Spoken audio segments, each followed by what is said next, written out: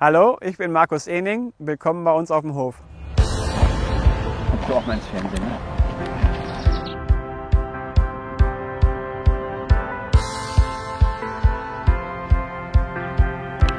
Schaut mal, wen ich hier gefunden habe. So eine Süßnase.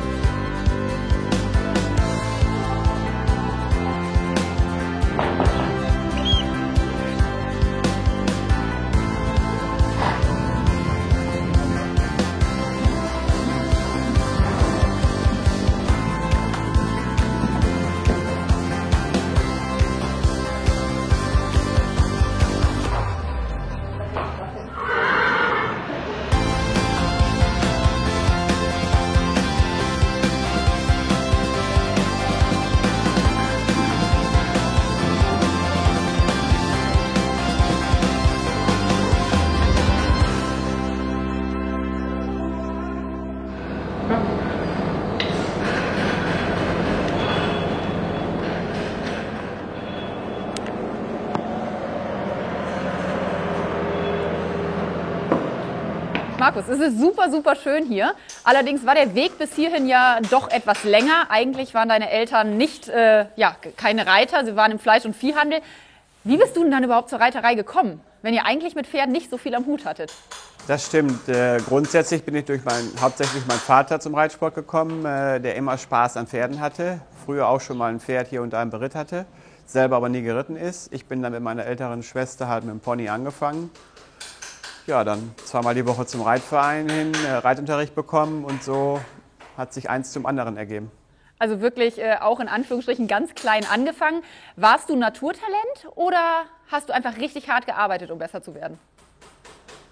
Gut, das müssen am Ende, glaube ich, andere beurteilen, ob ich Naturtalent war oder nicht. Von meinen Eltern habe ich sicherlich den Ehrgeiz in die Wiege gelegt bekommen. Und das Glück gehabt, wirklich auch zur richtigen Zeit auch den richtigen Ausbilder und Trainer zu haben. Und so hat sich dann einfach, Gott sei Dank, weiterentwickelt. Wir kennen dich aus der Aachener Sörs, wir kennen dich im großen Stadion. Kannst du dich so an die ersten kleinen Turnierteilnahmen erinnern, als du noch jünger warst? Ja, da gibt es sicherlich Erinnerungen. Es gibt zum Beispiel auch noch ein Pony-Video, wo ich 7 oder 8 Jahre alt war. Zu der Zeit gab es halt noch keine Videokameras oder solche Sachen, da hatte ich echt Glück.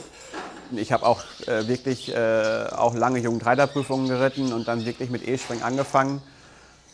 Ich habe auch mal ein E-Springen, bin ich zweimal runtergeflogen, immer wieder aufgestiegen und damals konnte man noch weiter reiten und dann bin ich doch irgendwann ans Ziel gekommen. Also der Ehrgeiz war irgendwo schon da und mit dem Runterfallen ist es zum Glück die letzten Jahre besser geworden. Und irgendwann bist du dann ja in Aachen gelandet. Kannst du dich noch daran erinnern, ob du Puls hattest, ob du richtig aufgeregt warst, als du das erste Mal ins Stadion geritten bist? Ja, ich hatte den Puls schon vorher, weil wo ich das erste Mal in Aachen war, ist mein bestes Pferd ausgefallen. Und dann müsste ich mit meinem jüngeren Pferd damals, die war erst 8 Jahre alt, Panama, die jetzige Mutter von Funky Fred, mit der musste ich direkt in die schweren Prüfungen rein und sie war sowas auch noch nie gegangen. Also da war schon nicht nur wegen dem ersten Mal Aachen, sondern auch noch mit diesem Pferd so springen zu reiten, die ich vorher noch nie geritten hatte. Das war schon ein Riesenerlebnis. Das hört sich auf jeden Fall so an. Wir werden gleich natürlich auch noch ausführlich weiterquatschen. Inzwischen hast du so unendlich viele schöne Momente in Aachen gesammelt und einige davon wollen wir euch natürlich nicht vorenthalten. Gerade hier in Aachen mit der Atmosphäre, mit dem Publikum, das ist absolut Gänsehaut und das kann man auch schlecht toppen.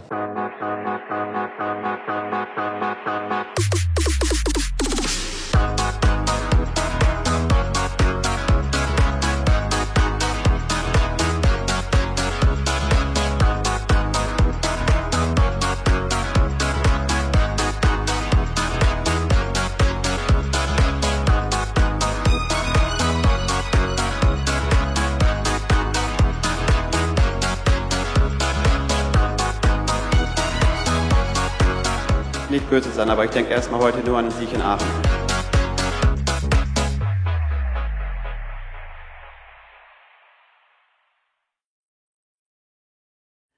Markus, du hast das schon oft betont, dass du den CAIO in Aachen sehr magst, aber vielleicht magst du uns das für diese Folge auch noch mal erzählen. Was macht das Event für dich so besonders? Gut, ich glaube erstmal als Deutscher in Deutschland ist es schon mal was ganz Besonderes, die Atmosphäre, das Stadion, auch die Tradition. Es fängt schon damit an, wenn ich auf den Parkplatz komme und die Pförtner kennen einen, begrüßen einen mit Namen. Das hat man halt woanders ganz, ganz selten. Das ist auch, wenn man den Parcours abgeht und rein und raus reitet, da ist immer ein nettes Wort oder ein tröstendes Wort auch. Also die fiebern auch richtig mit und das ist schon, glaube ich, einmalig. Also, du kennst die Leute in Aachen. Uns interessiert natürlich auch immer so ein bisschen so ein Backstage-View. Wo bist du denn in Aachen unterwegs, wenn du nicht im Stall bist, nicht bei den Pferden und nicht im Parcours oder im Sattel? Guckst du durchs Village, gehst du mal shoppen? Bist du in einer Riders Lounge? Gut, ganz ehrlich muss ich sagen, ich bin ja auch noch mal ein bisschen älteres Modell. Ganz früher, wo der Grillstand noch am Stall war, das habe ich geliebt. Mittlerweile ist natürlich alles auch ein bisschen öffentlicher und mehr geworden.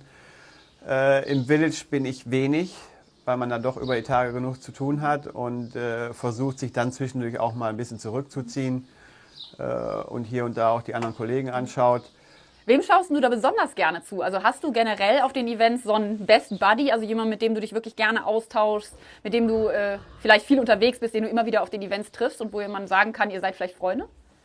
Ja gut, da kann ich jetzt nicht einen Namen sagen, da gibt es viele, da gibt es einen Scott Bresch, da gibt es einen Steve Gerda, das ist jetzt nicht auch nur Deutsch. Und dann hat man doch viele Kollegen, die man oft auf den Turnieren sind und auch über Jahre kennt, wo man sich auch gerne austauscht und wo man einfach auch die Art der Reitweise dann doch sehr schätzt und sich das gerne anschaut. Du hast ja wahrscheinlich auch immer mal wieder deine Familie mit dabei, oder? Begleiten die dich oft auf so ein Event oder vielleicht gerade nach Aachen? Gut, ich muss sagen, meine Frau mit 4 Kindern ist es natürlich nicht so einfach, mal eben zum Turnier zu fahren. Das Schöne an Aachen ist, dass es halt nicht so weit ist und man da wirklich mal 1, 2 Tage kommen kann. Und das ist natürlich ein besonderes Highlight, klar, wenn dann alle dabei sind. Der Nationenpreis, wenn ich dann auch reiten darf, ist für die ein absolut besonderes Highlight und ist sicherlich auch noch deutlich mehr Druck für mich, wenn die Kinder auf der Tribüne sitzen, dann will man es natürlich besonders gut machen für die. Du hast gerade gesagt, wenn du mitreiten darfst. Das ist fast so ein bisschen Fishing for Compliments, weil zum Beispiel 16 bis 18 bist du ja der einzige Reiter gewesen, der wirklich bei diesem deutschen Hattrick mit dabei war. Und wir wollen dich die schönsten Bilder vom Mercedes-Benz Nationenpreis natürlich auch nicht vorenthalten.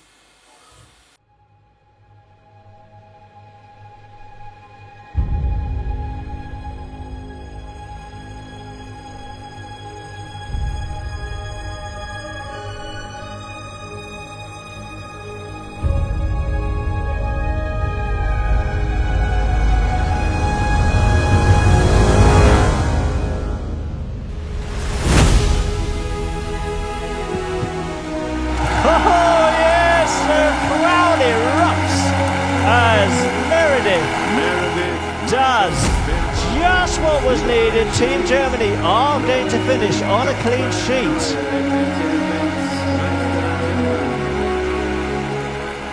Das ist eine wunderbare Mannschaft. Wir kennen uns alle sehr gut. Wir haben oft zusammen geritten, auch Siege gefeiert zusammen, aber auch tiefe Punkte erlebt.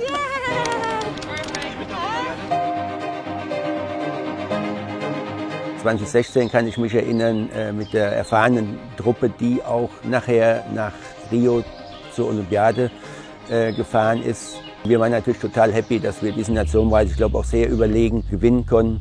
Dann kam 2017, wo wir auch einen Umbruch eingeleitet haben.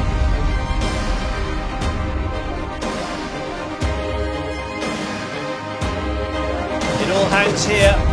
He gets in, he gets out, his time is good. Just the Mercedes to clear it will win the competition. Team Germany have done it!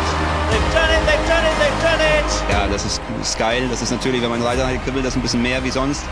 Gerade vor vollem Haus und als Deutscher letzter Reiter und dann 0 zu reiten und dann zu wissen, dass man damit gewonnen hat, ist natürlich... Ich hätte auch noch gerne 2, 3 Endrunden gedreht da drin.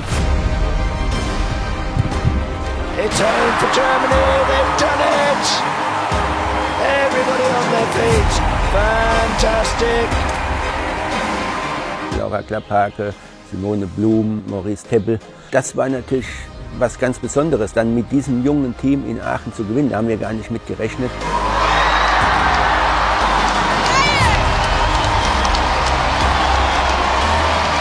Abnormal, das ist der Hammer, ist so geil.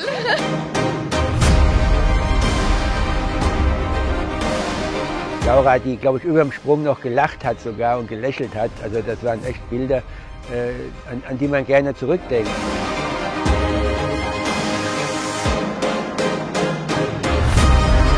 Er war von den Erfahrenen der Einzige, der übergeblieben war. Und er hat sich da total in den Dienst der Mannschaft gestellt. Er hat den Reitern Sicherheit gegeben, die konnten ihn ansprechen und der war echt eine große Hilfe für uns.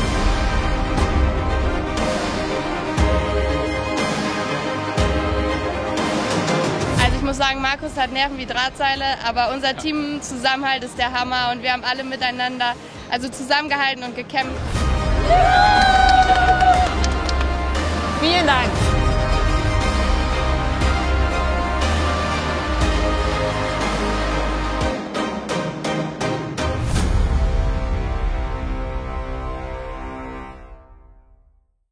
Absolutes Gänsehaut-Feeling. Das sind wahrscheinlich auch Momente, bei denen du hast jetzt schon lächelnd im Gesicht, nochmal grinsen musst.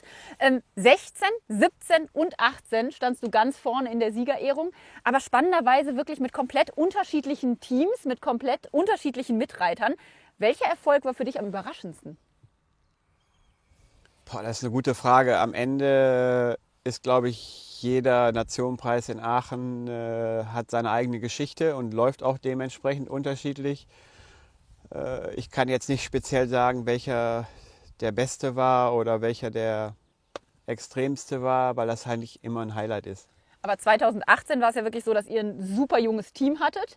Und war das überraschend, dass du gedacht hast, okay, können das junge Gemüse, können die Nerven so beieinander halten? Ich meine, du hast eine Wahnsinnserfahrung im Sattel und dann hast du so junge Mitreiter. Warst du da nervös oder hast du gedacht, die wollen richtig, das kriegen wir hin? Gut, am Ende waren das auch die Reiter, die auch zum Championat gefahren sind. Und so jung waren sie dann auch nicht mehr. Die hatten auch schon einige Championatserfahrungen und auch, ich kannte sie schon länger. Sicherlich war das eine besondere Konstellation. Aber ich habe vor zig Jahren auch mal in dem Alter angefangen mit den alten Hasen. Habe das Durchschnittsalter natürlich deutlich nach oben getrieben. Aber am Ende ist es halt schon erfrischend, wenn man auch dann wieder so junge Leute dabei hat und dass auch was nachkommt. Du sagst, du hast das Alter nach oben getrieben. Ich würde sagen, du hast auch das Erfahrungslevel nach oben getrieben. Jetzt haben wir dich dazu gehört. Wir sind aber auch sehr gespannt, was deine Mitstreiter und Mitreiter dazu sagen. Mit Markus 2018 den Nationenpreis zu reiten, war ein Wahnsinnsgefühl und hat richtig, richtig Spaß gemacht. Ihn am Schluss gewinnen zu können, war natürlich ein ganz großer Traum und ja, ich werde mich immer mit ganz, ganz tollen Gefühlen daran zurückerinnern. Unser Team von 2018 hat ganz klar ausgemacht, dass wir, glaube ich, einen super Zusammenhalt hatten. Wir haben viel gemeinsam unternommen in der Woche. Man rückt als Team nah zusammen, gerade in Aachen. Und so einfach, dass jeder füreinander da war, hat die super Mannschaftsleistung, glaube ich, erst überhaupt möglich gemacht. 2018 waren wir doch ein sehr junges Team mit Laura, Maurice und mir als die jungen Hüpfer und Markus schon dem erfahrenen Hasen. Er hat uns einfach unheimlich viel Rückhalt gegeben. Das hat, glaube ich, am Schluss dann eben zum Sieg verholfen. Markus macht ganz besonders als Teamkollegen aus, dass er immer mit Rat und Tat zur Seite steht. Er ist unwahrscheinlich hilfsbereit, und einfach mit seiner Erfahrung, die er hat und mit seinen ganzen Siegen und Nationenpreissiegen ist das für uns im Nationenpreis natürlich super wichtig, wie man weiß, damit umzugehen hat. Und er hilft einen richtig und wir sind immer froh, wenn er im Team dabei ist, weil er auch charakterlich ein sehr guter Mensch ist. Als klar war, als wir gewonnen haben, bin ich Laura im Hals gefallen. Wir haben uns unglaublich gefreut. So wirklich fassen, glaube ich, konnten wir es noch nicht. Das mussten wir erstmal ein bisschen verdauen, aber es war ein wahnsinnig tolles Gefühl.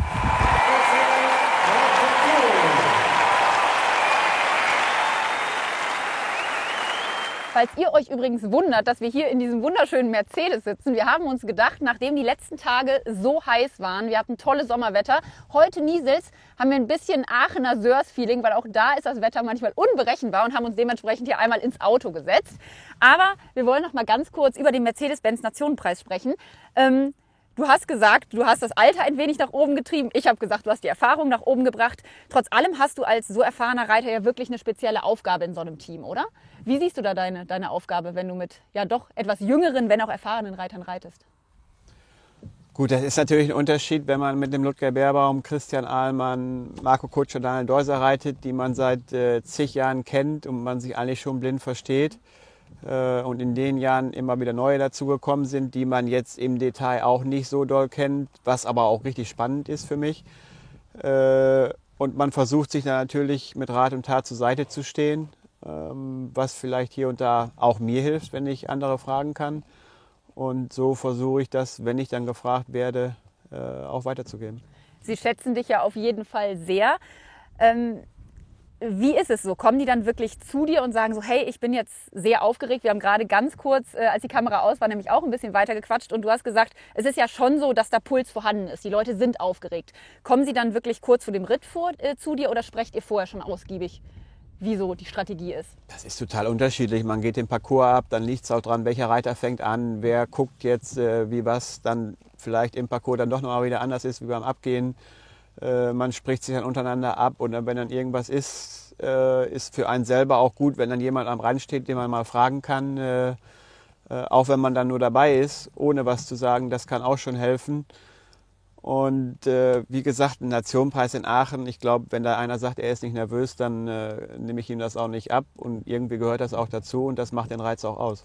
Wir haben gerade ja einen schönen Einspieler gesehen und vielleicht ist es dir, vielleicht ist es euch aufgefallen, dass da jemand gefehlt hat aus dem Team von 2018, nämlich Laura Klapphake. Und das liegt daran, dass Laura so viel zu erzählen hat, dass wir sie eingeladen haben, bei unserem Net Aachen Webcall mit dabei zu sein.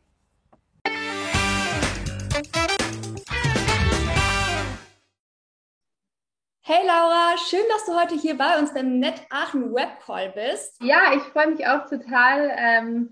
Bei dem Hintergrund sieht man ja das wunderschöne Bild vom Chio, was direkt schon wieder irgendwie eine gute Stimmung verbreitet. Du warst ja auch schon jetzt ein paar Mal beim Chio Aachen am Start. Was war dein schönster Moment?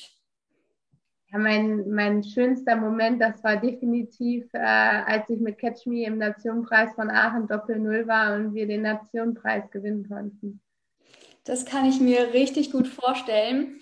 Ihr wart da ja auch ein ziemlich junges Team, also du, Simone und Maurice und Markus Ening war dabei. Ihr habt ihn als alten Hasen da so bezeichnet. Wie war das für dich, mit Markus Ening im Nationenpreis zu reiten? Ja, erstmal hatte Otto mich ja nominiert für den Nationenpreis fürs Team.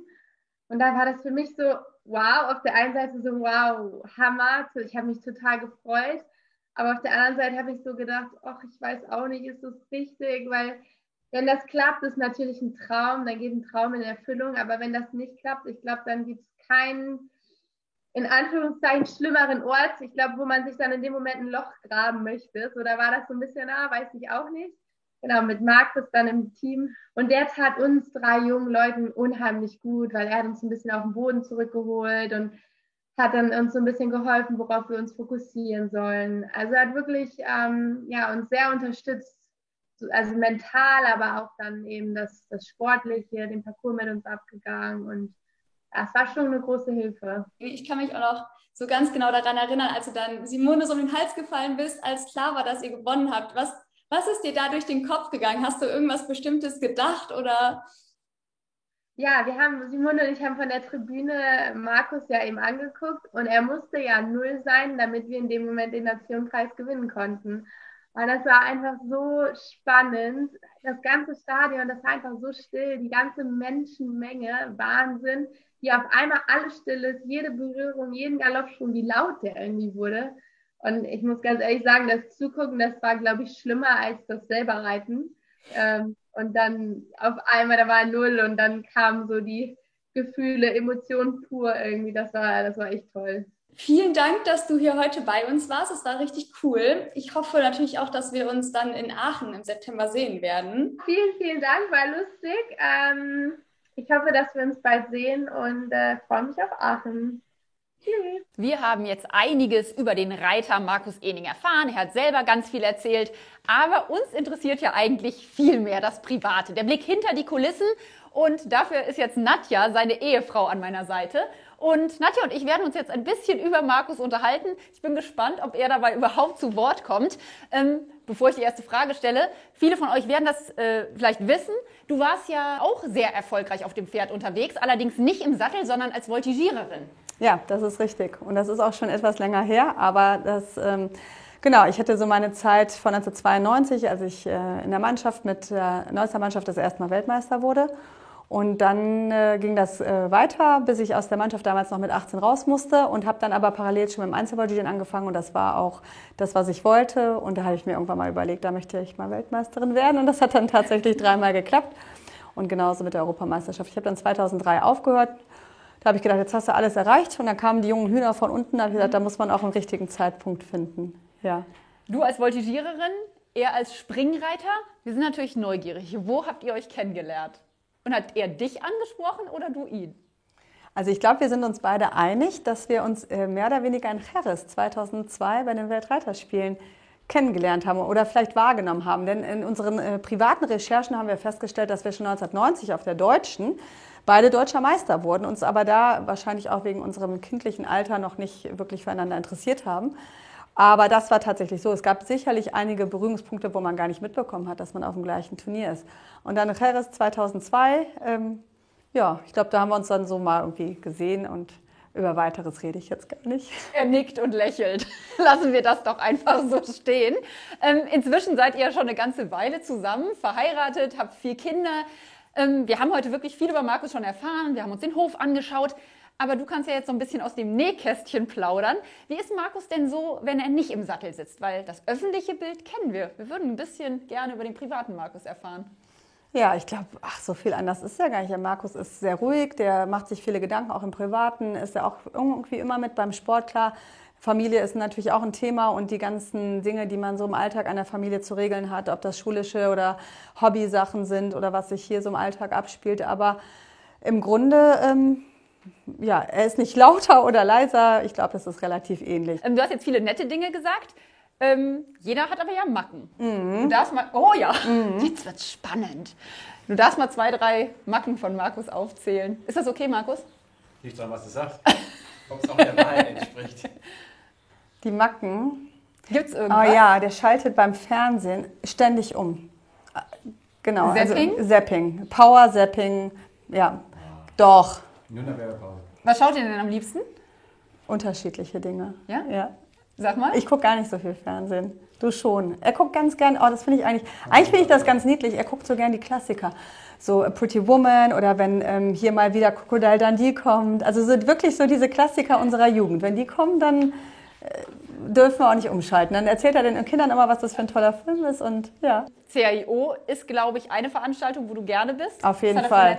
Ja, sonst, glaube ich, bin ich die schlechteste Reiter-Ehefrau der Welt, weil ich mich da eigentlich gar nicht so wirklich mehr blicken lasse. Klar, Corona-bedingt jetzt und natürlich, wenn man 4 Kinder hat und davon 3 schulpflichtig sind, ist das auch echt limitiert und da muss man sich gut überlegen, packe ich die jetzt alle Freitag nach der Schule ein oder nehme mir frei, brauche ich diesen freien Tag vielleicht mal ein anderes Mal besser, sodass ich da auch probiere zu hauswirtschaften, was unsere Freitage in der Schule angeht. Und das ist, muss ich ehrlich zugeben, sicherlich wenig geworden, aber, und das sage ich jetzt nicht nur, weil ihr hier sitzt, sondern das CAIO ist schon so, wo ich sage, da möchte ich schon auch gerne dabei sein, weil das mir auch viel bedeutet, weil ich mich damit verbunden fühle, weil das sehr viele positive Erinnerungen für mich sind, obwohl ich da ja nie auf dem großen Parkett irgendwas Großartiges geschafft habe, bis auf mal eine deutsche, aber das war dann nicht das CAIO, sondern Deutsche Meisterschaft.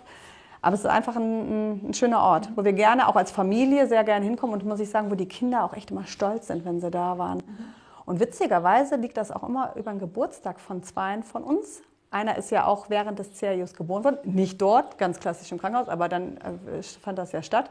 Und Markus war dann direkt am nächsten Tag oder am Tag selbst mit der Großen da. Also spielt ja irgendwie in unserem Leben auch eine große Rolle, ja. Wie ist es für dich, wenn er reitet, wenn du auf der Tribüne sitzt oder wenn du vielleicht dann irgendwie am Stadion fürchterlich. Stehst? Ich hasse das. Ich finde das so schlimm. Ja, ich bin so aufgeregt. Ich kann das überhaupt nicht haben.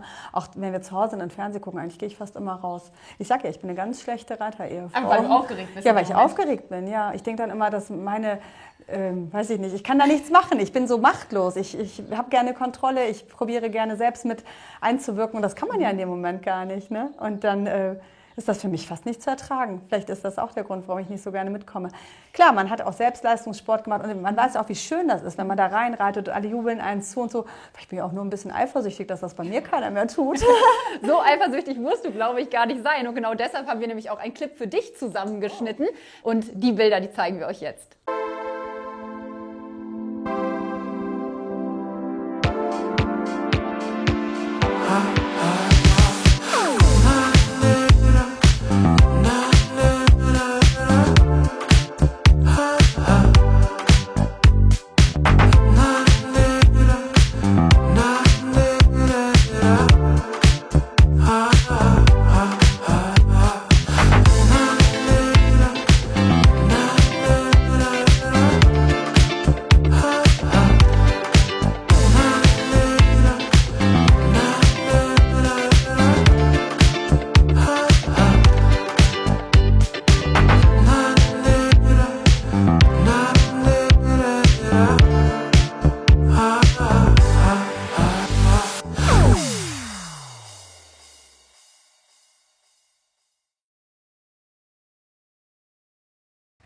Wir sind gerade an einem ganz besonderen Ort und nicht nur, weil ein entzückender junger Mann hier an meiner, linken Seite steht, sondern weil an deiner rechten Seite auch jemand Besonderes steht und gerade sein Mesh schmimmelt. Ja, das ist Sandro Boy, mittlerweile auch schon in die Jahre gekommen, aber ist halt schön, wenn solche alten Erinnerungen auch noch jeden Tag vor einem rumlaufen. Genau, der war heute Morgen den kompletten Vormittag auf der Koppel und hat dafür einen Kumpel Max. bei sich, den Max. Genau. Die beiden gehen immer gemeinsam raus. Ja. Ich habe ja eine ganze Menge Fragen, aber wir haben jetzt einen ganz besonderen Part in unserer Sendung, denn auch ihr da draußen durftet Fragen für Markus formulieren und einige haben wir rausgepickt und werden dir jetzt stellen. Bist du bereit, Markus? Schauen wir mal. Schauen wir mal. Also die erste ist, glaube ich, relativ leicht zu beantworten. Und zwar möchte Julimond von Markus wissen, wer ist denn dein reiterliches Vorbild? Also da gibt es einige, aber ganz klar John Whittaker früher immer gewesen. Und auch nach wie vor sehe ich den sehr gerne reiten. Super. Vielen Dank für diese einfache und schnelle Antwort. Das war sehr klar. Ich bin mal gespannt, ob die nächste Frage auch so klar ist. Die wird gestellt von LEZ. Und zwar möchte sie gerne wissen, hast du ein Seelenpferd? Also gibt es das eine Once-in-a-Lifetime-Horse für dich, ein Pferd, was alles verändert hat, was ganz besonders ist? Jein. Also ich sag mal, ich habe in meiner Jugend Glück gehabt, dass ich wirklich viele tolle Pferde schon hatte. For Pleasure war sicherlich das Pferd, wo ich mit in den großen Sport reingekommen bin und auch die Luft schnuppern durfte. Aber die Frage wird oft gestellt, nur ich finde es ein bisschen unfair meinen anderen Pferden gegenüber. Ich sag mal Noltes Küchengirl, Plot Blue, Sabrina, hier Sandro Boy oder auch Cornado und Pretatou, wenn ich da jetzt einen besonderen raushebe. Wenn ich es müsste, würde ich halt sagen For Pleasure, weil das zu der Zeit auch wirklich für mich auch Neuland war und was ganz Besonderes war. Aber vielleicht sind es ja nachher dann auch all die Pferde mit all den besonderen Momenten. Und es sind einfach viele einzelne Momente, die ganz besonders bleiben. Vielleicht muss man da gar nicht unbedingt ein Pferd nennen, aber For Pleasure haben wir uns mal aufgeschrieben.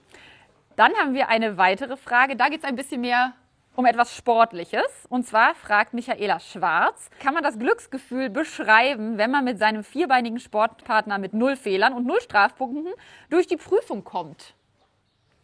Also ich würde eher eine Gegenfrage stellen, wenn jetzt jemand schon mal geritten ist, der weiß ja, wie das Glücksgefühl auf einem Pferd ist. Und das ist halt dann nochmal, wenn man mit dem Pferd das erreicht, toppt man das halt nochmal. Also nicht nur das Reiten an sich macht glücklich, sondern wenn man dann noch Erfolg hat, ist es umso schöner. Ich würde mal sagen, das ist so das I-Pünktchen. Und dann haben wir noch eine letzte Frage aus der Community. Wenn man dich kennt und deine Reiterei kennt, könnte man die sich fast selber beantworten. Ich bin trotzdem sehr gespannt auf deine Antwort darauf. Die kommt von Johanna Schubeck. Was hältst du denn, lieber Markus, von Dressur? Als Springreiter. Also Dressurreiten ist unser tägliches Leben, also von vorne bis hinten. Am Dressurreiten auf dem Turniersport, deswegen habe ich mich fürs Springen entschieden, weil man da halt immer von Menschen abhängig ist und die Entscheidung treffen müssen, wie viele Punkte man kriegt oder nicht. Bei uns sind die Stangen oben oder unten. Ist manchmal auch unglücklich, aber deswegen bin ich zum Springen gewechselt. Wir haben eure Fragen gestellt und jetzt haben wir noch eine Frage von einem langjährigen Weggefährten von dir, von Ludger Beerbaum. Okay. Ja, hallo lieber Markus. Ich glaube, als sehr langer Weggefährte von dir, aber Nicht nur das, auch sehr, sehr guter Freund. Habe ich mir jetzt übers Wochenende überlegt, welche Frage kann ich hier stellen, die ich vielleicht noch, die auch mich interessiert oder wo ich die Antwort nicht ganz genau kenne, weil viele deiner Dinge und Erfahrungen, Erlebnisse, Erfolge oder auch schwierige Zeiten haben wir ja gemeinsam erlebt. Welches von deinen Pferden in deiner ganzen Laufbahn für dich persönlich als Reiter die größte Herausforderung war? Ich weiß, da gab es viele Pferde, Sandro Boy, Küche, Cornado, ganz viele verschiedene. Welches dieser vielen Pferde war für dich persönlich die größte Herausforderung als Reiter, dem Herr zu werden oder da einfach dich darauf einzustellen und erfolgreich zu sein? Und vielleicht darf ich anknüpfen mit einer zweiten Frage. Welches von all den Pferden hat dir den meisten Spaß gemacht zu reiten? Das, glaube ich, interessiert nicht nur mich, sondern ganz, ganz viele deiner Kollegen und sicherlich auch ganz, ganz vieler Fans. Bin gespannt auf die Antwort. Großartige Frage, oder? Ich bin auch gespannt. Da wird Ludger, glaube ich, jetzt auch nicht drauf kommen, aber die größte Herausforderung war ganz klar für mich Sabrina damals. Warum? Weil dieses Pferd wahnsinnig sensibel war und wirklich auf alles extrem reagiert hat. Also sie war nicht heiß, aber die war sehr, sehr sensibel. Und ich wusste, was sie kann, aber ich einfach noch nicht den Schlüssel hatte, dass wir eins werden und dass wir das so halt, dass ich so mit ihr im Reinen bin, so richtig, dass sie mir auch wirklich zu 100% vertraut. Und das hat auch lange gedauert und da habe ich wirklich auch das eine oder andere graue Haar gehabt. Aber das war für mich am Ende reiterlich, glaube ich, die größte Herausforderung. Und wie seid ihr nachher ein Team geworden? Also was ist so der Schlüssel zum Erfolg gewesen bei dem Pferd? Ich glaube, am Ende war es ganz entscheidend, ganz, ganz, ganz viel Geduld, weil sie auch sehr nachtragend war und auch wirklich auf alles so extrem reagiert hat, da wirklich versucht hat, irgendwo einen Schlüssel zu finden. Das fing bei der Trense an, bei den Sporen, beim Umgang, bei allem, was man so mit ihr gemacht hat. Und wir nachher wirklich tolle Erfolge feiern konnten. Das war aber trotzdem für mich die größte Herausforderung. Der Schlüssel so ein bisschen tatsächlich war in Aachen, wo sie Youngster gegangen ist. Das war so eines der ersten Turniere, wo ich das Gefühl habe, so, jetzt sind wir auf dem richtigen Weg und so, jetzt kommen wir so langsam zusammen. Da fing es so ein bisschen an. Da war sie, glaube ich, 7 oder 8, ich bin mir nicht sicher. Und die zweite Frage, die Ludger mit drangehangen hat, welches Pferd hat dir denn in deiner Karriere bislang am meisten Freude beim Reiten gemacht? Ja, da gibt es einige. Das hängt halt auch mal davon ab, was für ein Turnier. Wir stehen hier gerade bei Sandro Boy am Ende, wo er in seiner Glanzzeit war. Dann war wirklich egal, wie hoch, wie breit, wie die Distanz war. Ich sag, beim Parcours abgehen brauchte man nicht fühlen, nicht die Stange los oder nicht. Das war wirklich auch ein Traum und ich glaube, das konnte man dann am Ende auch sehen, weil der einfach auch ein unglaublich gutes Gefühl gegeben hat und einfach auch wahnsinnige Reiteigenschaften hatte. Und das hat schon dann auch richtig Spaß gemacht.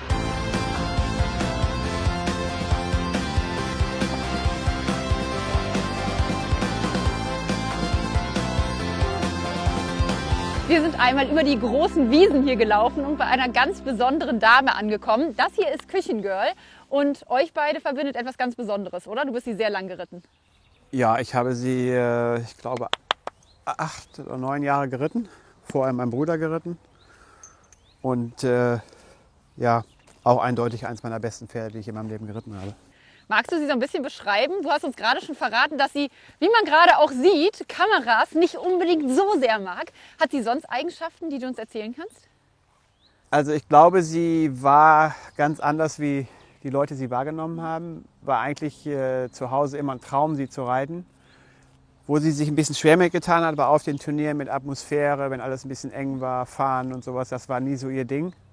Da hat sie sich nie so wohl gefühlt, aber ein unglaubliches Pferd. Sie hat direkt 9-jährig in Aachen den großen Preis gewonnen. Danach war sie nochmal 3., 7., 8., ich weiß gar nicht, zigmal Aachen großen Preis gelaufen. Und auch viele andere Sachen, was sie gewonnen hat. Wenn man mit ihr im Stechen war und man hatte eine richtig gute Runde, war sie einfach auch ganz schwer zu schlagen.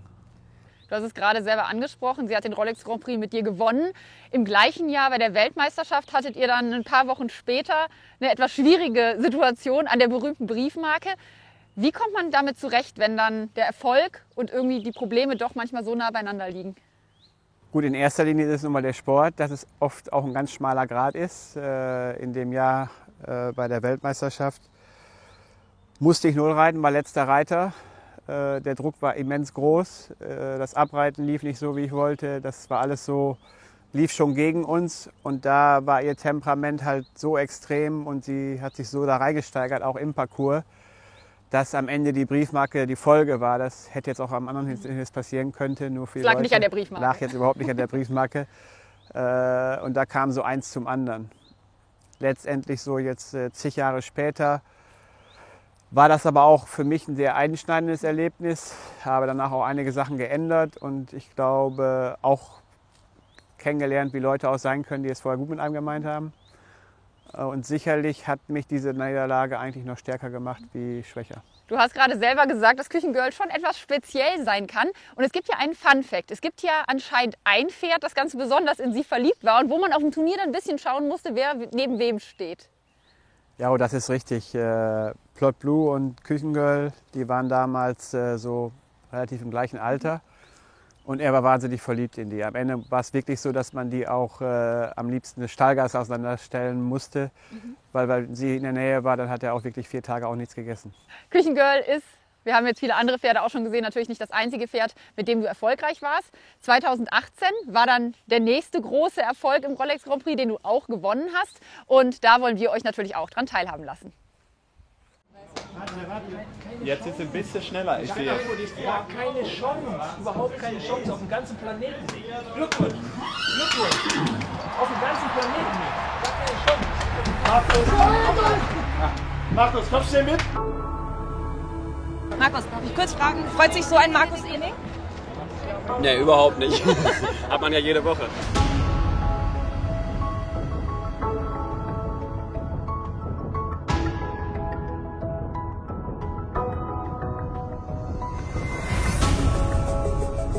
It's Markus Ening and Prêt à Tout. Der nervenstarke, der Stilist Markus Ening in Reinkultur. Das erlebte das Aachener Publikum im Jahr 2018.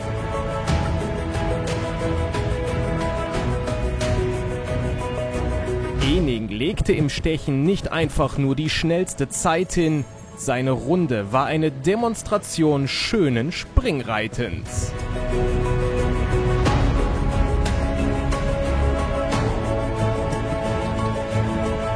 Pedro Vinícius hatte vorgelegt, dann kamen Ening und Prêt à Tout.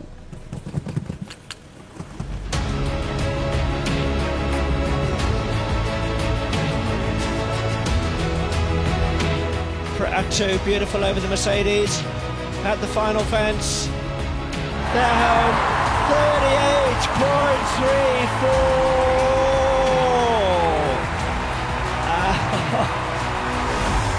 My goodness me, Markus, that was superb.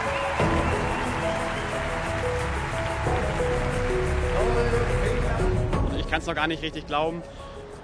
War ein unglaublicher Tag heute und wie er das abgespult hat über die 3 Runden, ich bin immer noch total geflasht.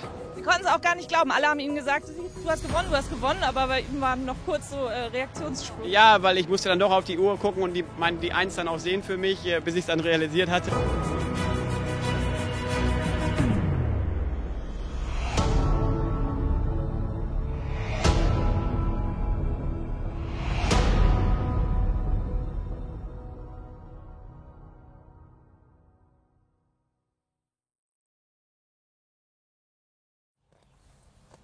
Und hier ist er nicht nur im Clip, sondern live und in Farbe, Prêt à Tout. Und Markus, was ich besonders schön finde, du hast gerade gesagt, er ist heute Morgen aus Polen gekommen und als erstes geht es dann zum Relaxen auf die Wiese. Warum ist dir die Haltung so wichtig? Ja gut, in erster Linie ist natürlich, muss das Pferd sich wohlfühlen. Und je mehr Auslauf, je mehr die Pferde sehen und beschäftigt werden, verschiedene Sachen, meiner Meinung nach, desto ausgeglichener ist ein Pferd. Und dementsprechend kann man auch deutlich besser mit ihm arbeiten. Ja, er wirkt absolut nicht gestresst, sondern eher total gechillt. Und ja, es ist schön, hier so nah an ihm dran zu stehen. Lass uns noch mal ganz kurz gemeinsam so ein bisschen zurückblicken. 2018, CAIO Aachen, der Sonntag, Rolex Grand Prix. Hattest du da schon so ein Gefühl, das könnte euer Tag werden? War das Abreiten gut? Waren die ersten Momente gut? Die erste Runde? Grundsätzlich war erstmal der Nationenpreis richtig gut. Und das gibt einem natürlich schon Hoffnung, wenn man so ein Pferd hat wie Prêt-à-tout, der diese Plätze kennt, der die Erfahrung hat, der in dem Stechen auch noch dementsprechend richtig competitive ist, rechnet man sich natürlich Chancen aus. Aber gerade über 3 Runden, da ist hier und da mal ein Fehler ganz schnell passiert. Da braucht man schon auch das letzte Quäntchen Glück. Aber an dem Tag war es halt dann wieder mal da. Und nach so langer Zeit dann zum zweiten Mal den großen Preis in Aachen gewinnen zu können, schon was Besonderes. Du sprichst von Glück, aber bei euch beiden kann man, glaube ich, definitiv auch von Können sprechen. Es gibt diesen Moment, wo du die Zügel loslässt und so losreitest. Ist das ein Pferd, mit dem man genau das machen kann? Ist er so cool? Ja, ich sag mal, er ist schon sehr selbstbewusst, weiß auch, was er will. Aber er ist trotzdem eigentlich sehr, sehr ausgeglichen. Ich habe aber auch lange überlegt, ob ich die Zügel loslasse, weil sowas trainiert man ja auch nicht wirklich. Aber er hat es sichtlich auch genossen mit der Siegerehrung und da zu stehen und wusste auch, was er geleistet hatte. Und wie gesagt, 2 Tage vorher hatten wir im Nationenpreis die Siegerehrung schon und er liebt das, gerade wenn er vorweglaufen kann. Und in dem Moment war mir einfach danach und er hat es mir auch recht gegeben, dass ich die Zügel auch loslassen konnte. Nach seiner Coolness frage ich gar nicht ohne Grund, denn wir haben ja immer noch am Ende unseres Magazins eine besondere Challenge, die Basketball-Challenge. Ich weiß, du bist sonst eher fußballtechnisch so ein bisschen unterwegs, Bayern-München-Fan, glaube ich. Aber heute geht es um Basketball. Wirst du dich unserer Challenge stellen? Bleibt mir nichts anderes übrig, ne? Da hat er absolut recht und wir sind gespannt, wie du dich gleich schlägst.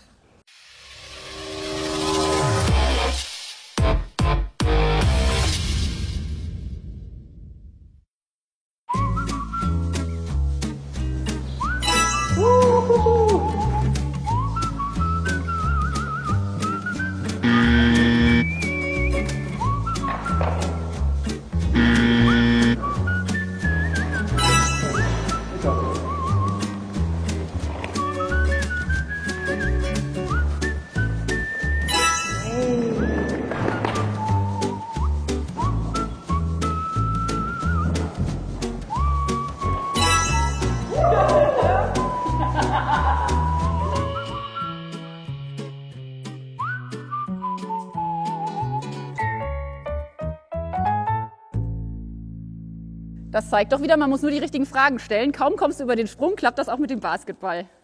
Ja, ist wie beim Springen, man braucht nur das richtige Pferd. Ja, damit hast du ja hier definitiv das Richtige an deiner Seite. Markus, der Tag hat mega viel Spaß gemacht. Danke, dass wir hier sein durften. Sehr gerne. Wir hoffen, dass ihr auch ein bisschen Spaß hattet mit uns. Doch, war ganz nett. War ganz nett. Das reicht mir. Das Wetter hat nicht ganz so mitgespielt, aber das nächste Mal bringen wir auf jeden Fall wieder Sonne mit. Bevor ich jetzt unsere Zuschauer verabschiede, habe ich noch eine ganz wichtige Frage.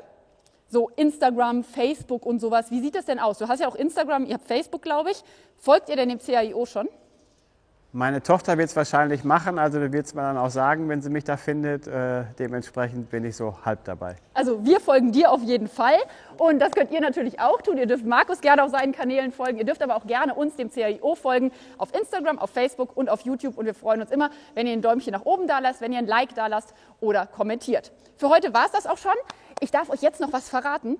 Wir sind das nächste Mal bei einer sehr erfolgreichen Vielseitigkeitsreiterin. Wer könnte das sein? Ingrid Klimke. Richtig. Nächstes Mal sind wir bei Ingrid Klimke und wir hoffen, dass ihr dann wieder einschaltet. Bis dahin macht's gut. Tschüss. Tschüss.